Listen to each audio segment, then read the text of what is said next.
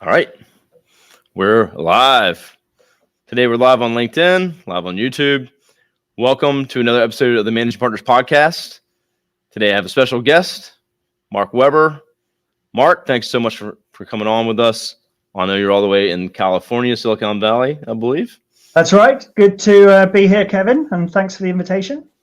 Yes, sir. So I've looked into you, of course, a little bit and looked at your firm and your background. Obviously before inviting you on the show here, and a really cool background, a little bit different, and something that I think is probably going to be huge, if not already, but more in the future too. So give us a little bit of background about yourself, a little bit personal, where you're from, maybe where you end up where you are, and then we'll get into some business questions about the firm and take it from there. Yeah, well, thanks very much. So yeah, I am the US managing partner for Fieldfisher.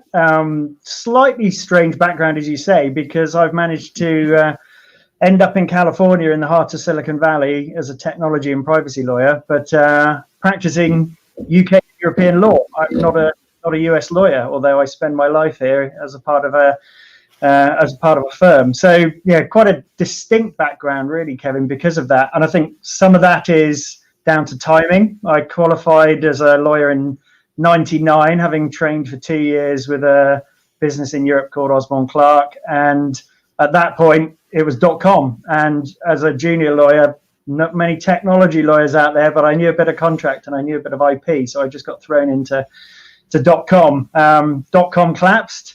The firm I was with had an office in Silicon Valley, which they'd opened in 2000. So not really knowing what to do with me, they sent me out to Silicon Valley, and I had 3.5 years out here on the West Coast.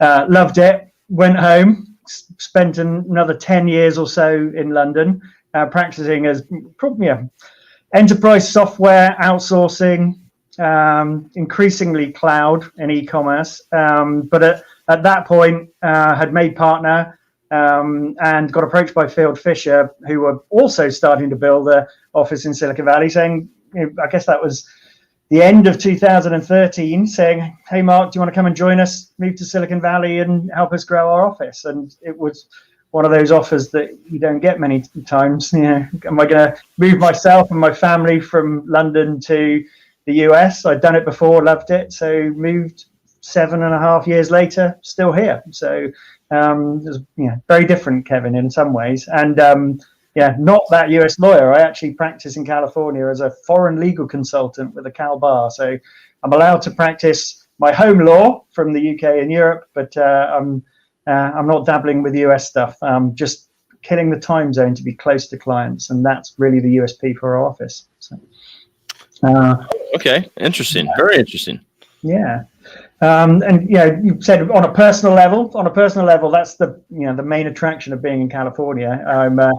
I would far rather be outdoors. So mountain biking, skiing, backcountry skiing, camping, backcountry camping, messing around on paddle boards, messing around in kayaks, climbing hills, a little bit of mountaineering. I've been gradually scaling a few peaks, having done Shasta, couple of the main volcanic peaks in Mexico, getting to just over 17,500 feet, and a couple of tours in the Himalayas. So a bit of mountaineering in the background when I find the time. So that is awesome. I love it. So I would aspire to do that. I think one day I go backpacking and camping. Just got a fly fishing gear set, which I've never done, so I'm going to be doing that in the next week. Surf, kayak. Just started getting into mountain biking. I got some young kids and got my son a mountain bike, so we're nothing big at this point, but yeah, that's awesome. I love all these things. So sounds like you need to move to California. All right, is there a spot in that office there? I can work in there. Oh, I'm sure we can fit you in. Yeah, so that's really cool. So we share a lot of interests there, and also snowboard, but I grew up surfing pretty much my whole life too. So so really cool. California's a great place for that. To the business side, the firm itself, and I know the firm is large, international firm. I saw about 25 offices in 11 countries. That's right. So, and I know there's, I believe there's 4 kind of sectors you guys mainly focus on, but I guess if you were to kind of give us a quick summary of, what the firm does, what it's known for, what's the primary expertise of the firm. Again, I know you guys handle a lot. There's like a search function for all the practice areas you cover, but I guess just give us the short end of it. Absolutely. So Fieldfisher, almost 200 years old, and has grown from a very different beast into what it is today. Today, I think if I wanted people to think about us, I think they would think of a firm that does Europe well. So businesses that are growing, scaling, trading, looking to build a presence or grow their presence in Europe, then we look to solve that for them. And whether that's corporate acquisitions, funding, IPO, litigation, contractual kind of issues, closing revenue deals, employment, all those kind of core things that businesses need to grow, really, Kevin. But with that focus on Europe. And we've got financial services practice, life sciences practice, very strong technology practice. And the thing that was most appealing to me when I joined, maybe a market leading, but certainly one of the largest privacy practices in Europe, and in a technology space where I'm practicing, and I've practiced all my life. It's a blend of IP, contract, and regulatory, and increasingly that regulatory for many technology businesses been bumping against the regulation around the use of data, and the platform that it gave me and our office here and the rest of the team here has been really fundamental to what we're trying to do in the States and what we're trying to build from now as we've kind of put our roots down and built a small presence here. So. Well, that's so almost, you said 200 years old or over 200 years old. That's quite a long haul.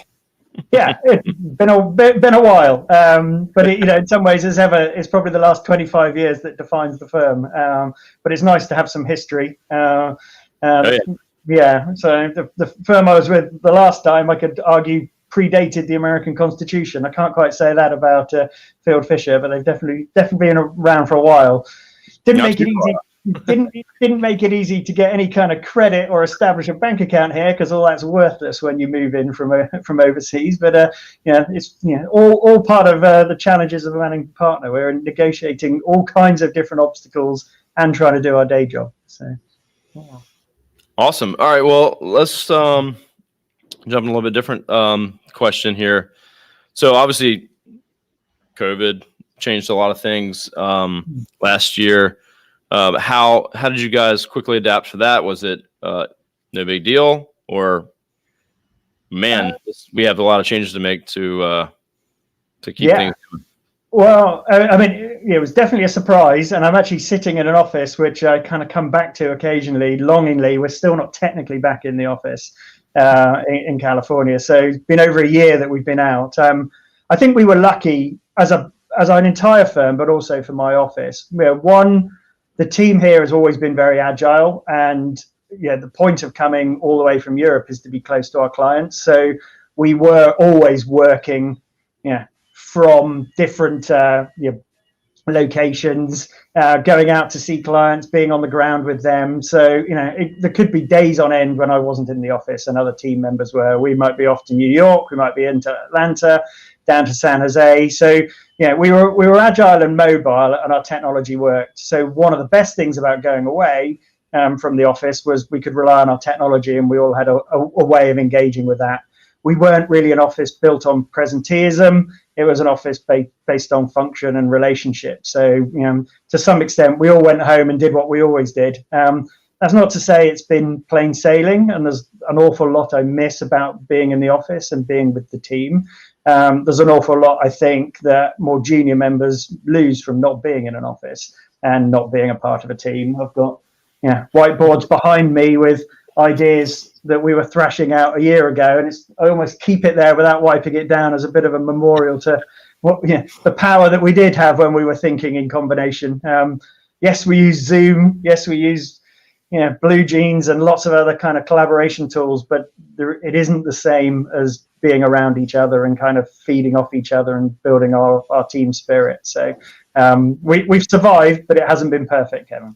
So. Yeah. So just to add to that, we're kind of in the same boat. We know when I was building my firm, my company, I experienced good growth and established our culture by getting my first office, and have had many offices since that first office. But while other companies I've had or have, you say, yeah, we don't need an office for that, it doesn't make sense. But I know for like, Array Digital, this is my main focus, my main company. We have, experienced all the good things that the office has brought, and the culture we could not have built via just Zoom, I don't think. So we have this office. Right now it's just me in here. I think my business partner's already had to go to an appointment. So we got a pretty big space here. It's just me sitting here. And so we definitely want to come back, and we're going to keep it. And we've debated, do we keep the office? Do we get rid of it? And,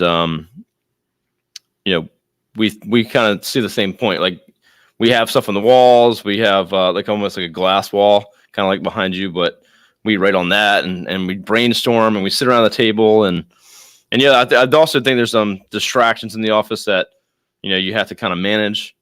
And then there's commute, of course, which you could debate, cost you time, but you just don't get those same type of creative meetings and brainstormings that you would otherwise. Yeah. No, you really don't. And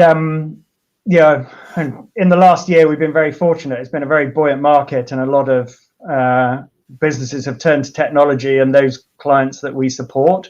So, utilization's up. We're going to beat the numbers on last year, but has it necessarily been fun doing it? No, because being with people, I sort of said I could do my job in London, and I did do this job in London, but it was hard because it really started at 5 p.m. And then clients would kind of start calling. But the real difference and the differentiator is actually to be able to go and see them, to have go meet with the engineers after sharing a LaCroix or whatever's free from the fridge, and we sit down, we noodle over problems, we learn their technology and pick it apart. So it's a very hands-on practice that we've got, and keeping those clients, keeping engaged with those we have relationships with, has become very different in an online world. Also, I was incredibly fortunate when I was a junior lawyer that I had a lot of senior people that gave me a lot of time, whether it was sitting me alongside them, drafting a document, explaining why they're doing something, whether they were taking mentors. To meet mentors. Some of them are still mentors today, I'll say, but also saying, okay, we're going to go to China, we're going to find out what it's like, should we open an office in China? And then you sit next to someone for 10 hours and you learn, and you talk about their family, and you build relationships which are very different to those that you build on Zoom. Our team, I don't, if I suggested another virtual happy hour right now, I think they'd probably kill me. We're done with that kind of hanging out artificially together. There's something lost from interacting and being human with each other, I think. Not to say we'll be back in the office fully, and I'm sure the way we work will change. We've had one colleague who's had a fantastic time working from San Diego, then LA, then Palm Springs, then Utah, then Tahoe. Brilliant. He's still a perfect member of the team. He's adjusted his day. He makes sure, he works as hard as ever, but if he wants to continue doing some of that, maybe he will. So there are, it's opened our eyes to some new ways of working. And I think if I look at the firm in Europe that was perhaps more traditional, more desk-based at times, I'm sure there's going to be some big transformations in the way they work and adapt, and also the way we've been, re-signing leases and looking at the way we might grow going forward as well. So, Yep, similar here. I think we've kind of looked at that too, and I think I have employees in 4 or 5, I think 5 states. And so some will never be physically here in the one building we have. Doesn't really make sense to open an office where 1 or 2 people are. So we have some people that, they'll always be remote, and that's fine. Mm-hmm. We are considering, though, some of the key leadership, working out of here. So if we hired someone from California that was key member, like a C-level, you gotta come on over and be here. So I think that's something we're kind of thinking of, like a hybrid model, going forward, and it doesn't require as much space. I don't know what it's going to do for the commercial real estate space, but I'm sure a lot of people are having similar conversations. Yeah, but just talking around with clients, that's the big unknown. And I think actually I'm even detecting the market shifting. I think probably 2 months, 3 months ago, I'd have said businesses aren't going back. You're beginning to hear more pressure to be back in the office and a little bit, less ambition to be entirely remote or entirely distributed. And I'm definitely working with a couple of general counsel who, have felt the pain of distributed workforces as they're suddenly looking at potential tax presence in Colombia because a senior engineer is now working from there, and IP protection coming out of Brazil because suddenly they've got development code being built there. There are other complications from expanding your footprint. But I think for us, it's very hard to hire because we need European lawyers in the US, good European lawyers, and European lawyers that have the ability to practice in the US, which is another kind of twist. So if we can look beyond Silicon Valley and maybe build some of our team out in other places, certainly with California first, but we may look to other areas. And the discussions about should we open in Seattle, should we open in New York, might become moot if we have a more distributed workforce, because maybe that hub and spoke model might work for my small team and what we're trying to do here as a team. So interesting. Yeah, I was talking to a law firm client. I think it was this week. They're a smaller firm, more of a local firm to hear us over here on this side of the country in Virginia. Yeah. And I asked them, hey, when did you guys come back to the office? And they said, we never left the office. So through COVID, they all continued to still come to the office and took whatever precautions. And it wasn't even in like their mind that they would leave completely. So I have heard that too. Whereas, we were remote instantaneously overnight. So, without even thinking about it. So, yeah, it's funny, but there are some things. I mean, one thing that makes me laugh in America still is how the insistence in paying everything by check. What's wrong with an online bank transfer? And we're gradually nudging our clients to do it, and some are doing, but there's still a barrage of checks coming through the door. You need a post box and someone to pick it up and someone to walk them to the bank. There are some things of the financial system that mean some kind of office is necessary. Add to that our IT, where we did look at, we renewed our lease during the time that we've been out in COVID. And when we were deciding shouldn't we, one of the big questions, we've got a server footprint here because that deals with our latency, that deals with some of our communications to our back office in Europe. And yes, we could have put that somewhere else in the cloud, but the advantage of having some of our own technology in the office, maintaining remote laptops and maintenance, all of our IT support and teams are in Europe supporting our office. So the fact they can put a laptop on a network, run some diagnostics, do some updates, has been very useful. I've got my laptop that I'm talking to you now has got about half an hour of battery life when I take it off the dock. So I'm having another one built in the room next door, but that wouldn't be possible without an office. We'd be mailing laptops and doing all kinds of crazy things and finding out they're not properly configured. So there are definitely some practical advantages to being here as well. So yeah, definitely, no doubt. Okay, so I'll change it up a little bit. What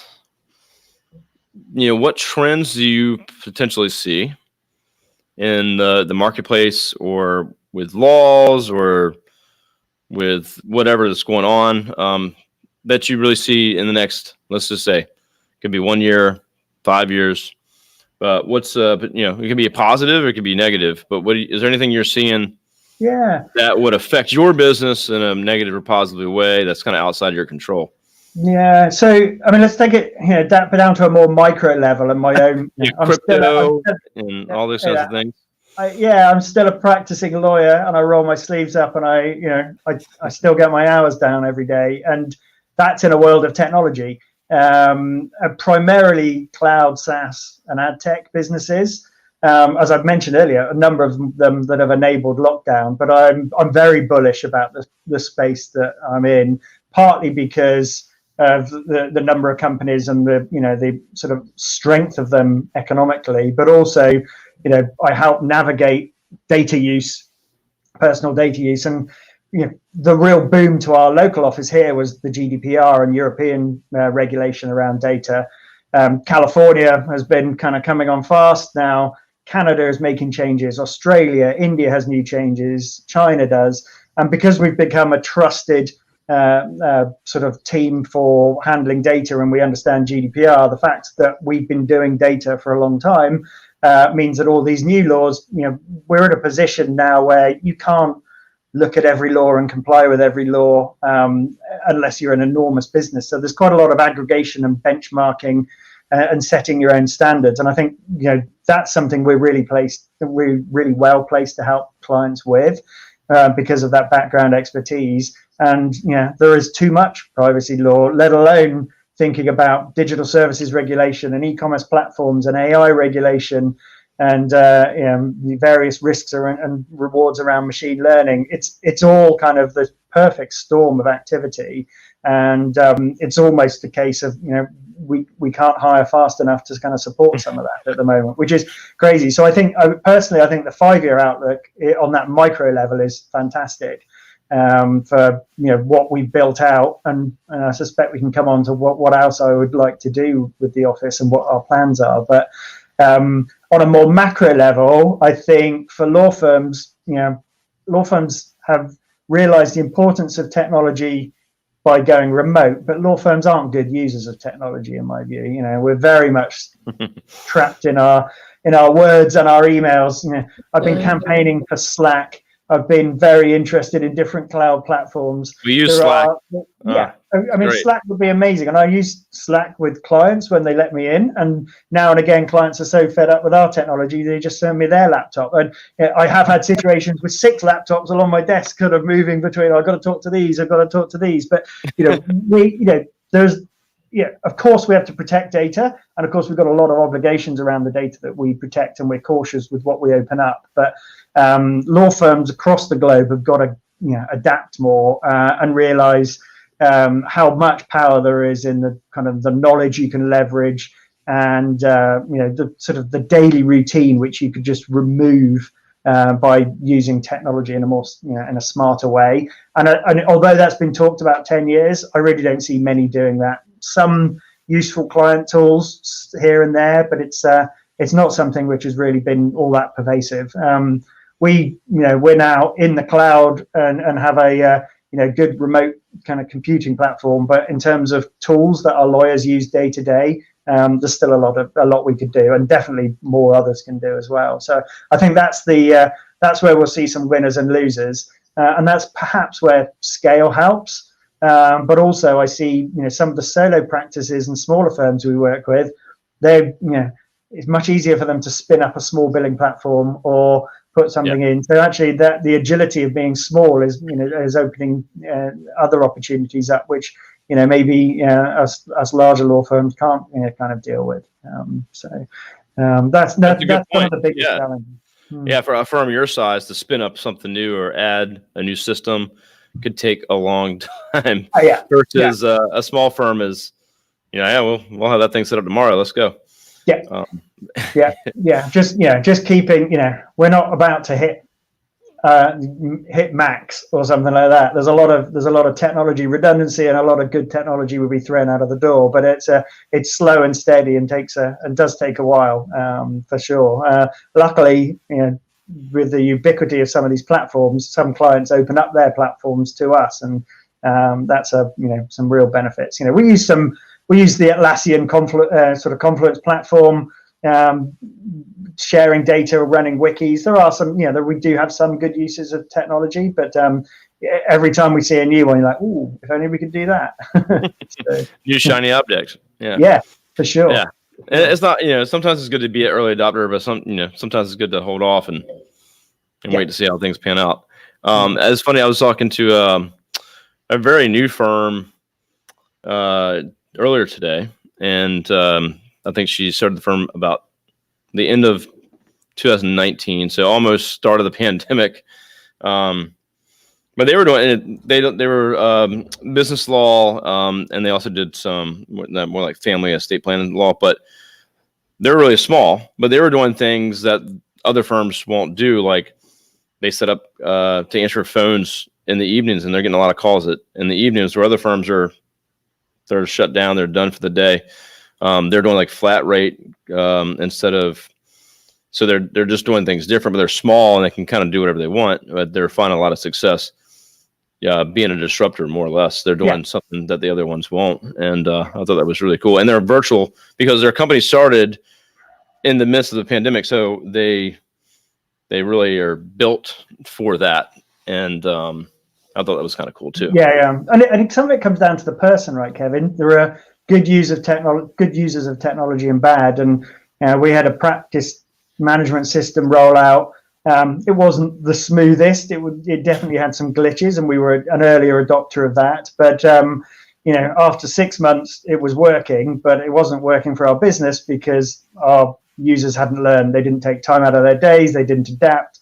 They went back to doing what they knew. And you've got to, there are different sort of pockets of population you've got to attack and work with. And while I might be very excited to have mobile time recording, others, struggle to even log into their app. So it takes everybody to kind of tango on things like that. So I don't know how many times we've implemented something and everybody's like, yeah, we're going to do this and we want this thing. And, getting everyone to actually like take it in and actually use it and making it part of their day can be quite challenging. So it's always like, yeah, we got this new thing and no one's using it.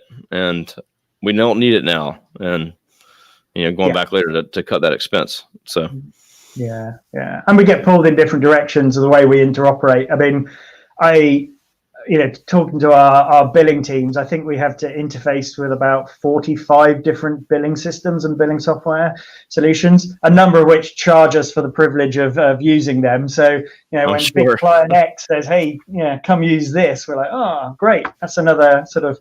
A few thousand a year just to run your software. And, we've got I've got an amazing billing specialist who knows their way around all of that. But it's an art, and actually supporting those kind of things across different platforms. It's a whole new career. It's a role that we wouldn't have had 3 or 4 years ago. Now we've got 2 or 3 people and sort of often doing that. So you got to collect the money somehow. So you got to. Oh yeah. Do what you got to do. Are you taking Bitcoin yet? It's funny you say that. I have. I probably won't admit to all my partners. A few years ago, we refused Bitcoin and an offer to pay. I'm sure we would have just burnt it and spent it early. So I don't think we'd have been sitting on that Bitcoin now. But I am, as you mentioned it, having a look at how we might get paid in crypto within the next little while, because we have had a handful of requests, and I think it's the future. So we're definitely not there yet, but it's not completely out of the question. I'll say that, Kevin. So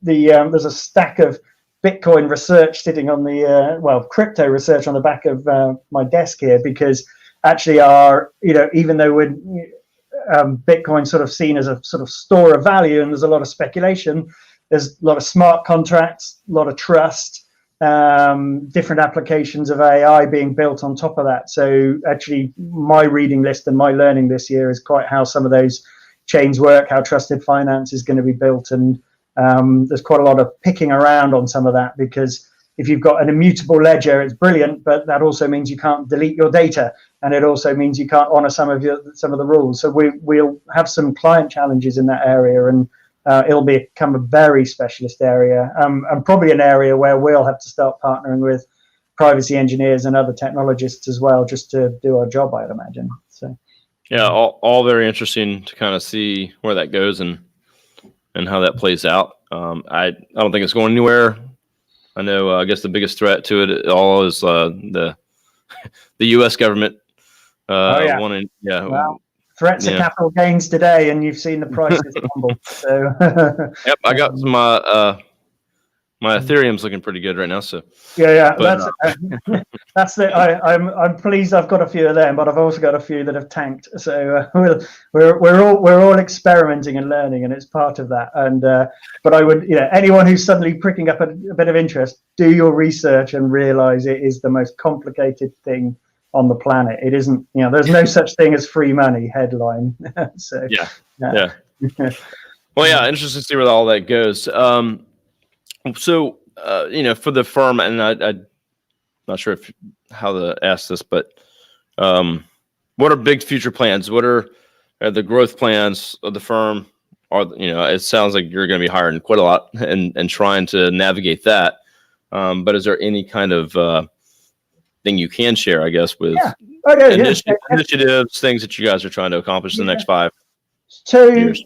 Our mantra is still do Europe well. Although we're in the US, we're not about doing US law. We're not competing with US law firms out here. So the office that I'm in will remain relatively small, partly because we can't grow, because we can't find the lawyers to come here and practice.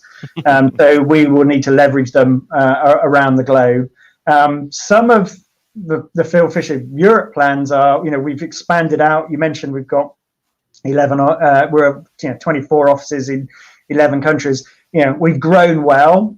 We've probably got the footprint we need. We need to get that footprint integrated and working well together. There's a lot of partners that haven't met in the last year. Still new partners coming in. A great tech partner in Spain who I've been working with. I've never met. We've not cooperated. We've not talked about which clients we know and leveraging each other. So I think there's a lot of working together as a firm. I don't see huge plans to build out and open many more offices or run and take on Asia or LATAM or anything like that. We know what we want to do and grow from that. Now, from here, where I'm running the office, we've got a very strong tech and privacy practice and some fantastic client relationships.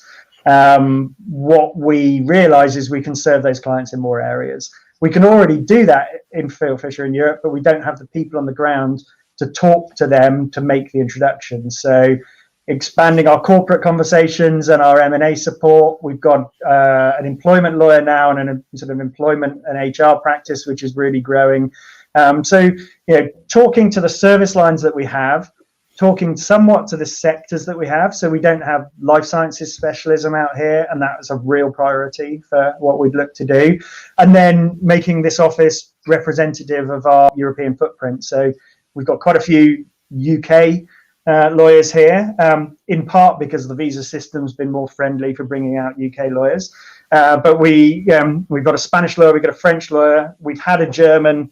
He went home, still works very closely with us, but we would love a German on the ground here. So so having that focus. So a lot of it is about displacing time zone.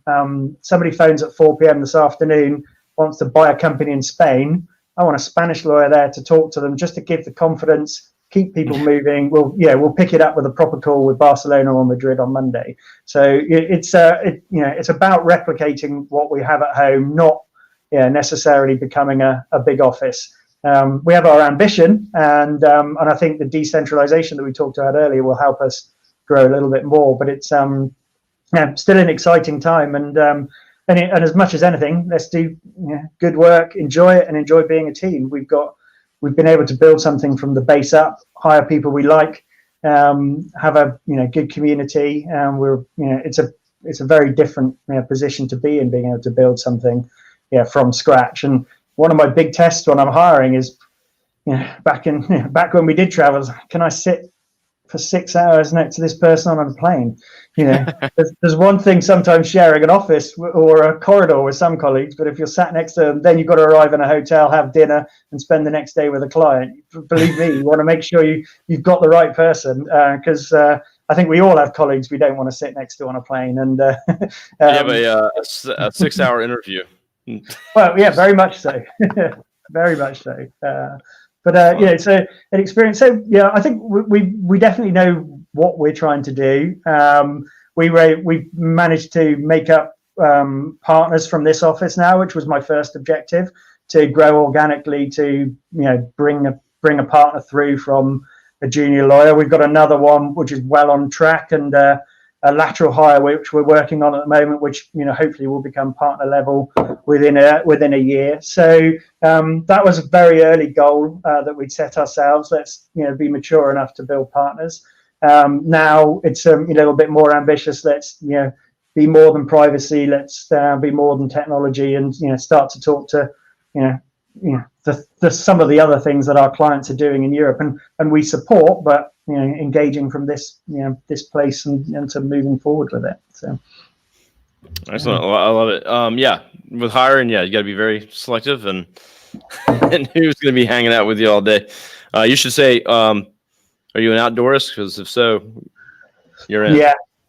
Yeah, it's funny. We've got a good mix of people. We've definitely got people who we get on with here that aren't in the outdoors. But it does take a certain type of mix, and I think it's for some looking in. I think we look relatively scary to them, thinking, well, that's not what I'm used to, and that's probably the vibe that we're trying to get some of the time anyway. But at its heart, good lawyers, because good lawyers builds customer trust. Clients love us, and that's the way to more work and continuing the work we've got, and that's a very, very important thing as well. Oh yeah, absolutely. Okay, well that leads to my final question. Really, obviously you have great lawyers. You're good at what you do. You've been around a long time. You got a long-standing firm. What do you guys so what have you done to get yourselves in the marketplace to pick up new clients, marketing, advertising? Is it or is it is each lawyer kind of got to go get their own business and make their own connections? What have you guys done that's really made you guys successful? Yeah, no advertising. I assumed. But yeah, and we very much work as a team. And if you're not prepared to kind of work as a team, they won't be joining us in Silicon Valley, because we're very kind of team oriented. In fact, to the point we don't have any kind of individual remuneration for winning clients and things like that, because it just sort of starts people competing against each other. So we've been quite careful on that. I mentioned trust. An awful lot of our work just comes from trust. Our financial year is the end of this month, and I was just looking at work that's come in this year, which has been slightly different because of COVID, but it's about 85% word of mouth introduction. So referrals, people who've moved. Oh, we really enjoyed working with Fieldfisher. I'm now here. Or somebody's stuck on a privacy issue, and somebody puts in a chat blog or online. Oh, have you tried the team over at Fieldfisher? I've got a colleague, Felicity Fisher. No name relation to the original founders, but she's name checked all over the place. She's had a fantastic year. She's the new partner that we made up 2 years ago. So very organic in that way, Kevin. And building on our knowledge, we've got our own successful webinar program, which is incredibly well attended. And then we get out and speak, and speaking about what we know, showing that we can be pragmatic and we understand the law. It does help. We're talking about European issues. We're not just another American lawyer in an American, market. So we are different. Sometimes that means we're not understood, and we can spend 40 minutes only to sort of but we can't do that because that's US M&A or that's US IP or something like that. But it's been surprisingly easy, partly fueled by European regulatory change as well, which is kind of the gift that keeps giving. There's too much to do. So I think I'm somewhat embarrassed that it's been as ad hoc as it has been, but it has been very successful. We don't have a marketing manager. We don't have we don't have presentation. In fact, I had to do a formal pitch recently with documents and photos, and we literally didn't have a starting point. I'd much rather, I don't know if I'm sure most law firms out there have, had various sort of trainings and things, but years ago, I went on a consultative selling course, just sort of demonstrating and building sales through talking about what the needs are, and that served me very well. All the team has gone through those kind of courses as well. That's been an incredibly valuable kind of way of getting out into the market. And and that's also part of the hiring process. People who are personable, people who can hang out. You sometimes work through that beer or the coffee or the hanging out after the event. So quite a few clients are friends. Quite a few come for barbecues. Quite a few, well, back in the day before COVID. Pre-COVID is the one of those worlds. So very lucky, fantastic platform, great brand, a lot of support from Europe. We've never had to ask or beg. They've always been very supportive. So, well, I mean, I assume some people watching now or in the future are going to be like, how do I replicate that? And it's kind of like when we're looking at marketing budgets for a smaller firm has to spend a lot more money versus the larger, well-known branded firm doesn't. They, more effort. It has to be because they have a presence. So it's more about maintaining that. So yeah, very lucky that you guys are. Yeah, it is, and it's difficult. And it wasn't always that way. I moved here 7 years ago, and that first year I moved from I was head of tech, very successful, fantastic practice. And, there were 6 months where I thought, I think I might have made a mistake here. This is tough. And then, lose a bit of confidence, sort of think, am I going to get the traction? Confidence is a big thing when you're, selling and doing well. And it built, and, with the partner that was out here at that time, Phil Lee, who, kind of really sort of embraced me and brought me out and sort of built into the network, it then, took off. But, there are moments in everyone's careers, whether it's, I remember the financial crash 2007 or 8, where we would just sit around knocking our tables, wondering what we would do. So there's nothing worse than a quiet lawyer. Feast or famine. So, you got to be billing those hours. Well, yeah, sales. I mean, confidence is huge, and I work with my sales team very closely here, and I had one of my sales guys called me. I think it might have been today. I get up so early now, I don't even know sometimes which day it is, but he called and said, hey, I was just talking to a potential client, a law firm, and they need their website, translated in other languages. And, they asked if we could do that. And he's like, and I just said, yeah, we can do that. No problem. And he called me after and said, can we do that? So, like, yeah, we can do that. But I was like, but good answer. Just yes. Not a problem. We can do that. We'll figure it out for you. And but he was, he didn't want to have an answer of, I don't know. So he took a risk, but something we can do. But yeah, confidence. You have to have confidence. If you don't, that's going to show through real quickly. So yeah. Advising and otherwise. So ultimately you've got to enjoy it, and you've got to be having fun, because it's hard work. So having a team where although the hours put in, although sometimes it's painful, at the end of the day I actually still enjoy my job. So that's I'm lucky to say it, and I know some people don't, but it's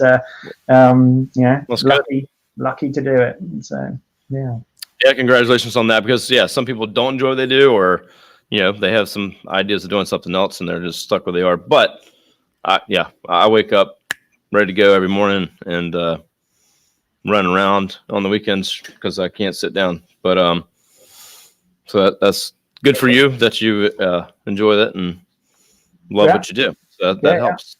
Yeah, you got what you got to do, and then set yourself some incentives. I know in a week's time I'll be up in the mountains for the weekend. So I'll work hard next week, knowing Friday evening, jump in the car, probably arrive there at 1 a.m. But Saturday morning, boom, I'll be at 8,000 feet and getting into the snow. So I will be. So next Friday, I'm leaving half day. Got about a 4-hour drive, and I'm going backpacking, fly fishing. Not going to be at that elevation here on the East Coast, but I'll be at like maybe 3,000, 4,000 feet, but at the most. Will be good. But, enjoy it. Is that going to be trout? Yeah, like a little teeny like brook trout. So nothing significant, but still just fun. Just piddling and being outside and backpacking in? It's a lot of fun. I've got two boys in their teens, and we were backpacking the last couple of years, and we've all been dabbling with a little bit of pole fly fishing. Just simple kind of stuff, but all successful and an awful lot of fun. Just kind of going around. Often just stepping back. Nothing major, but it's good to kind of get out in the middle of nowhere, and even better if you've gone so far there's no signal. That's right. You really can't check your phone. So. Yeah, usually where I'm going, there's no signal, and I like that. So if not, some of the other guys are like, "Oh, look, we can get the a game on, or like basketball or something." I'm like, I'm not interested. Yeah, it is okay to turn off. In fact, it's probably good for you. So. Yes, very much so. Yeah. All right, well. Anything else you'd like to share? I will post your website in the comments, a way to connect with you as well. Thank you, Kevin. I mean, happy to, if anyone wants to reach out via LinkedIn, always happy to engage. Knowing people, expanding, knowing other people in other cities when I arrive, that kind of thing. So please do get in touch, and I appreciate your questions and time today, Kevin. So thank you. Yeah, and we did have one question actually that came through. Sean Ragsdale asked this question. Not sure if you have time to answer that, but this was kind of related to what we do here. We obviously do advertising, marketing for law firms, and so this question is relating, I guess, to DRP. Is what Sean's asking here. Oh yeah, okay, yeah. So I suspect this is a kind of iOS 14 coming out next week, and Apple. So the Apple platform is taking the role of sort of privacy custodian. Some might say it's because Apple's looking to build their own ad ecosystem. Others could say because they're interested in end user privacy. But we're seeing a world of nutritional labels for the first time. So if you go onto the App Store, scroll down, just as you look at the side of your cereal packet, you can work out how much sodium and fat you might have. You can now have a look at what that app is using in terms of data consumption and data sharing in a small and simplified way. We have been seeing quite a lot of that. Some clients struggling to get their apps back on the store and preparing for that, but also realizing that although they look like rules and it looks like law, it's only Apple's version of the law. So there's some broad interpretation and some difficulties. And I would invite you to go and compare some of those larger platforms and look at their nutritional labels and work out whether you think they're even the same kind of companies, because the interpretation is very broad. And it's the fascinating world that we work in now, that almost large platforms can make rules and quasi laws which are almost as problematic as the real law. You saw it early days with something like PCI standards around credit card processing. Now we're seeing it with privacy and their own kind of standards. So beginning to see some of that, and I think that with Facebook and Google deprecation of the third-party cookie, and maybe moving on to new technologies for authentication and tracking, there's quite a shake-up in that world in what is a very, very large ecosystem, right? So I think everybody needs to use individuals with good expertise to navigate some of that. Because knowing what you're serving, what you're getting right, and how the data is being used is one thing. And there's also a little bit of just because you can doesn't mean you should with some of these technologies as well. And kind of treading carefully and working out how to use them. But it's the power of online, right, Kevin? We've all got to adapt and do it. That's probably why I've got no printed materials in this office. They're a thing of the past. That's right. We have a printer which we do not use, which we are getting rid of. So I don't print nothing. I don't print anything. I don't have a printer at my house either. So that's the only thing is now I'm getting older, my eyesight's failing. So printing, it might be a thing again. But I said it yesterday. I don't know how to survive lockdown without a great big iPad and a decent Apple Pencil, because the amount of documents you can sign, highlight, review, read. Very, very powerful stuff. So knowing how to use it and knowing what you've got, it's not just for watching Netflix. Pick it up and try it for other things. So. Yeah, totally agree. All right, well, guess that's all we got for today. And everyone, if you got any questions, reach out with Mark, connect with him on LinkedIn, Mark Weber. Again, I'll link his profile here in a few minutes in this post. And then, of course, this will be up on our website. It'll be up on our YouTube channel. And Mark, thanks so much for sharing everything with us today. Of course. Very, very interesting stuff. Some things I have not heard, and I don't believe we've had such a Europe-based focused law firm on. So very cool. First one, maybe the only one. I don't know. Happy to contribute. We've got competition and some good competition. So just don't talk about them. Come to Fieldfisher. Oh, well, anyone listening or watching, of course, or any of Mark's competitors, if you need marketing and advertising, check out. Or if you're bored where you are, come talk to us. We might be hiring. Yeah, or they're hiring. But yeah, so but check us out at arraylaw.com for anything for your law firm websites, marketing and advertising. We'll help you out. Mark, thanks so much. Happy Friday. Have a good weekend, and we'll talk to you soon. Thanks very much. Happy Friday. See ya.